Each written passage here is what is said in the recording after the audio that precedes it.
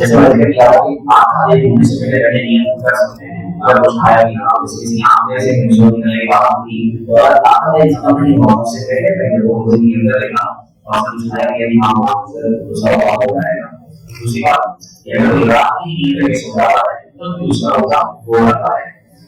ऐसे ही आपको हर दिन की हर चीज जरूरी है ये नहीं कि सिर्फ हमने लोगों के साथ में में बैठाओ इसकी नियत रखना नियत करने के बाद दिमाग से सीख लेने से नियत नहीं यार ये नियत करनी पड़ेगी नियत करके रोजा होगा हर रोज की नियत करना जरूरी है ऐसे ही मरीज का सामने रोजा नहीं यदि मरीज ऐसा हो जो बहुत ज्यादा नशे में होता है और उसकी वजह से रोजा ना रख सकता हो उसके रोजा माफ है ऐसी कोई सफर है तो मुसाफिर पर भी रोजा माफ है अगर वो किसी और रोजे की नियत से रोजा रखने के लिए मुसाफिर पर किसी कोई मेहनत का रोजा माफ है किसी का नहीं रोजा रखना चाहता है तो वो जिस नियत से रोजा रखने के लिए उसका होने का और अगर वो रोजा रखने के लिए मुसाफिर नहीं आती है तो किसी नियत की रोजा माफ हो जाएगा ऐसे ही